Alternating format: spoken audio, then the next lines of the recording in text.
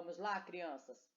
Então, assim, nesse vídeo aqui eu vou estar colocando para vocês umas orientações a respeito de história, geografia, ciências e arte do livro didático, além de ciências, geografia, histórias e arte da plataforma, tudo bem?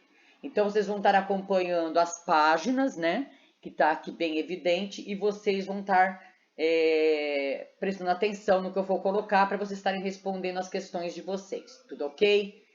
Em história, nós vamos trabalhar da página 118 a 121, e o tema é o capítulo 6, né? E o tema é nos caminhos muito brasileiros, ok?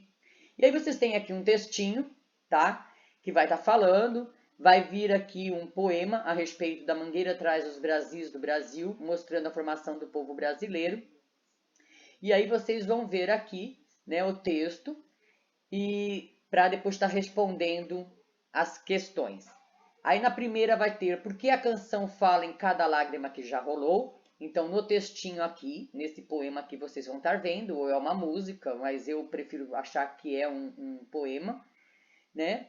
Na questão 2, como está hoje a situação de indígenas e afrodescendentes no Brasil? Vocês também vão ter aqui algumas coisas, né, a respeito, e vocês vão estar respondendo, tá? Aí nós vamos entrar em as migrações e a ocupação do território, que é um outro texto que vocês vão estar lendo.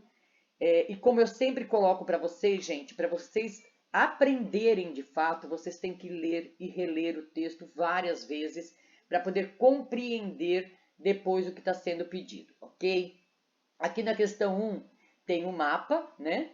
E ele vai dizer assim, compare esse mapa com o da página 53 e responda as questões. Então, vocês vão ir lá na página 53 e vão observar e fazer a comparação. E aí vocês vão responder aqui, na questão A. O que mudou na ocupação do território brasileiro do século XVI até hoje? Certo? Depois, na B. As vilas e cidades apresentadas no mapa pertencem hoje a algum dos estados que formam o Brasil? Escreva o nome deles. Então, vocês fazendo uma comparação, vocês vão estar olhando e respondendo isso com calma, ok? Faça as comparações, torne a fazer. Se tem dúvida, me procure e a gente tenta tirar essas dúvidas, tudo bem? Continuando o texto aqui, né? Vocês vão ter esse texto bem legal e depois vocês vão responder na questão 2. Em dupla, discuta as questões a seguir, depois responda-as. Como não existe a dupla, como eu sempre reforço para vocês, peça para a mamãe ou papai ajudar vocês em relação a isso, ok? E aí vocês vão ter a questão A e a B. Na A, quais são as semelhanças entre os engenhos do século passado e as usinas de hoje? E quais são essas diferenças, né? Aí, seguindo aqui, vocês vão ter a questão 3, observe os mapas abaixo e responda as questões. Então, vocês têm aqui dois mapas, né? Observem bem eles, como eles estão preenchidos. E aí, vocês vão vir aqui. Quais foram as duas atividades econômicas que mais cresceram no território brasileiro entre o século XVII e o século XVIII? E depois, quais atividades econômicas havia em seu estado no século XVIII, tá? Isso está aí na página 121, observe direitinho. Aqui nós vamos ir para as ciências, página 184 até a 189, do livro didático, que é o capítulo 9, cuidando do solo e de suas águas, ok? Para iniciar, vocês vão ler isso daqui, vão observar a cena, tá? E aí vocês vão começar a responder. Como podemos reconhecer que uma área corre risco de desmoronamento, né? Então, vocês leram aí e vocês vão observar o que pode, vocês olhando, reconhecer que essa área corre esse sério risco de desmoronamento. Na 2, que cuidados você acha que os moradores e a prefeitura de uma cidade devem ter para evitar tragédias provocadas por desmoronamento? Então, isso também é uma questão que vocês podem discutir com a mamãe, o papai e chegarem a uma conclusão a respeito disso. Na 3, você acha que problemas como esse podem ocorrer no campo e na cidade? Vocês observando isso, vocês acham que isso pode acontecer tanto no campo quanto na cidade? Áreas de riscos, vamos evitá-la? Aí vocês têm um textinho aqui, e aí vem aqui a palavra da defesa civil, que é o que cuida, né, relacionados a essas questões de preservação do meio ambiente para evitar essas causas.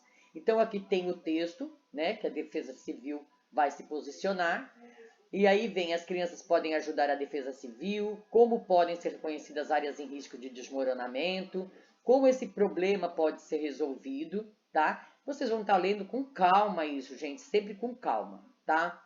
E aí nós vamos aqui para água, solo e erosão.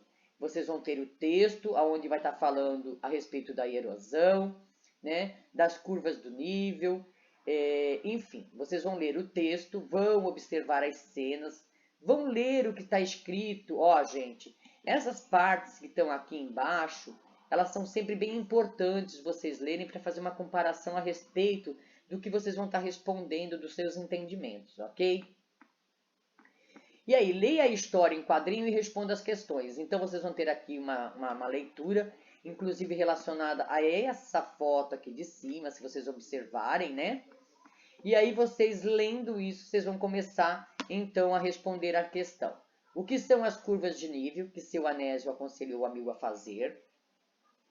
Como as curvas de nível ajudam a diminuir os efeitos da erosão? No caderno, faça a continuação da história de seu Jojó e Anésio. Na sua história, represente o que aconteceu durante um período de chuva. Então, o que vocês vão fazer? Vocês estão lendo aqui, né? E aqui no quadrinho está assim. Seu Jojó começou a fazer as curvas de nível com o trator, depois arou e adubou o solo. Por último, plantou as sementes. Dê uma continuidade a essa história, né? Mas também procure demonstrar que onde não houve, né, o tratamento, o cuidado, né, o que aconteceu durante o período de chuva, relacionando a isso aí. Então, quem fez o tratamento teve um tipo de ação, né, das chuvas. E aqueles que não fizeram o tratamento tiveram outro tipo de ação relacionada a essas chuvas fortes, ok? Alguns estudantes fizeram testes para verificar se os solos feitos de erosão podem ser reduzidos com chuva de nível. Junte-se a um grupo de colegas e faça como eles. Isso daqui, na verdade, vai ficar difícil para vocês fazerem, né? Então, essa questão 3 vocês podem pular, a menos que vocês queiram, né, pegar um pouco de terra, pegar a coisa e fazer como está no desenho aí, montar 2 montinhos de terra, um tratado, o outro não, para ver como isso vai funcionar. Seria bacana vocês tentarem, né, fazer esse simulado aí, seria bem bacana. Agora converse com os colegas e registre a sua resposta. O que aconteceu? Qual dos 2 morros desmanchou mais lentamente? Então, essas respostas vocês só vão poder dar mediante a ter feito essa experiência, né? Se caso vocês não conseguiram fazer, passa batido, pula essas daí, tudo bem? Termine de escrever o relatório que começou a ser feito. Problema investigado. Se os efeitos da erosão podem ser reduzidos com curvas de nível, o que fizemos? O que observamos? O que concluímos? Então, assim, mediante o que vocês leram, independente de terem feito a experiência ou não, procure puxar pelo que vocês leram o que vocês teriam como resultado, né? O que nós fizemos? Então, vamos dizer que, lendo lá o texto, fizemos as curvas de nível, né? E o que nós observamos? Que, feito a curva de nível, os efeitos da chuva foram menos degradantes, né? E o que nós concluímos com isso? Que vale a pena você tratar a terra que você tem, né? Ou a cidade onde você mora, né? Evitar os lixos, acúmulos, evitar de construir perto de barrancos, perto de rios, enfim, né? Isso daí seria bem bacana. As crianças estão conversando nas atividades que acabaram de fazer. Associe cada fala com um dos termos abaixo. Então, o resultado, a hipótese e o teste experimental. Vocês lendo o que cada um deles está falando aqui, vocês vão relacionar. Ou seja, vão pegar lá o lapisinho de vocês e vão riscar. Eu estou riscando a ermo, não tem sentido, certo? De repente, esse resultado pode ser no 3, esse teste experimental no primeiro. Então, enfim, eu só estou dando uma riscada que vocês têm que aprender a relacionar, tá? O texto que está aqui embaixo com essas palavras que estão em cima, correto? Nós vamos ir para a geografia da página 212 a 215, falar a respeito de extrativismo, transportes e comunicação. Olha que legal, né? Então, vocês têm aqui o menino, né, que está aqui na frente de um note, está com uma agenda, está ouvindo alguma coisa com o seu fone, né? Tem aqui uma parte aonde a criança está no celular, mas tem um cachorro querendo brincar e a criança está ali meio que envolvida. E aí vocês vão ver assim, o que o ser humano retira da natureza para fazer diferentes produtos. Qual é o meio de transporte que você e sua família mais utilizam? No Brasil há muitas estradas, você sabe por que elas são importantes para um país? Como as pessoas fazem para conversar com quem está longe? Então, essa daí, vamos colocar assim, da página 213, eu vou tentar auxiliar vocês aqui em relação a isso. Espera aí um pouquinho. Então, assim, isso daí vocês vão ter que olhar, né? Isso daqui, algumas vocês já podem responder, que nem o qual é o meio de transporte que você e sua família mais utilizam. Isso daí provavelmente vocês, né, já têm uma resposta, seja o carro, o ônibus, o trem, o metrô, sei lá. E aí vocês vão começar a ler aqui o uso dos recursos naturais. E aí vocês vão ler esse pequeno poema escrito, né? Esse texto. E aí vocês vão colocar assim, sobre o que a letra da canção fala. Então vocês leram essa canção, esse texto, né? E vocês vão colocar aqui sobre o que isso daqui fala. Em sua opinião, o que os autores da canção quiseram dizer no trecho, mas ninguém dá o teu valor. Então vocês lendo esse poema, esse texto, essa canção, vocês vão analisar o que ele quis dizer com essa frase, certo? Mas ninguém dá o teu valor. E aí vocês vão colocar aí. Extração dos recursos naturais. Então, se vocês observarem aqui em cima, aqui, ó, o que o ser humano retira da natureza para fazer diferentes produtos, né? Vocês vão ter boa parte das respostas aqui. Extração dos recursos naturais. E aí vocês vão ler, né, a respeito do extrativismo vegetal, animal e mineral, tá? E vão ver aqui abaixo o que cada um deles tem de significado. E aí você vai dizer assim, reúne-se com 2 colegas, juntos citem outros produtos derivados do extrativismo, né? Então, vocês têm aqui o texto, vocês têm aqui algumas coisas que são retiradas pelo extrativismo, né? E vocês vão colocar aqui mais alguma coisa. Como eu sempre digo, não há o colega, vocês apelam para o papai, mamãe, irmão, tia, enfim, correto? Apresente aos colegas da turma um exemplo para cada tipo de extrativismo. Então, assim, na verdade, vocês não vão apresentar por colega, vocês vão apresentar para mim, certo? Então, vocês vão ou desenhar, ou vão colar alguma coisa, né, referente a cada um desses tipos de extrativismo aqui, certo? Seja ele vegetal, animal ou mineral, vocês vão procurar e vão ou desenhar ou vão colar alguma coisa aqui referente a isso, ok? Aí nós vamos agora para a arte, né, das páginas 43 e 44, é bem curtinho, não é isso? Por meio de sons. Como criar trovões dentro de um teatro? Ou criar um clima de perigo em um filme? E aí vocês vão ter aqui um texto que vai falando que é a respeito da... O que causa isso, na verdade, é a sonoplastia. Olha, ficou horrível isso, né? Vamos dar um jeitinho aqui de retirar. Aqui, que eu vou querer grifar bem bonitinho aqui para vocês. Ó, sonoplastia, certo? E aí vocês vão ler isso, vão complementar com esta parte do texto, certo? E aí vocês vão responder aqui, quais objetos estão sendo manipulados pelo sonoplasta. Então, vocês têm a foto aqui, e aí vocês vão responder aqui o que vocês estão visualizando para estar colocando, correto? Qual referência o sonoplasta está utilizando para criar o som? Então, qual é a referência? Se vocês leram o texto, vocês vão conseguir responder aqui, né, qual é essa referência. Tudo bem? Atividades.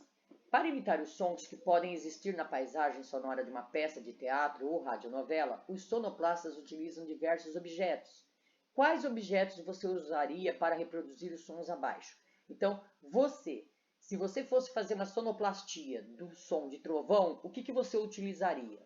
o som da chuva, do cavalo galopando, o som de fogo, né? Psh, o que você utilizaria para poder fazer esse som? Na 2, vimos a importância da sonoplastia na produção de diversas linguagens artísticas. E aí vocês têm aqui, né, um complemento dessa pergunta aqui da questão 2. E aí você vai dizer assim, você vai precisar de narrador, aquele que conduz a história, personagem, 2 ou mais vozes, sonoplastas, o responsável por produzir os sons, aparelho celular, que funcionará como gravador. E o que é pedido nisso daqui então?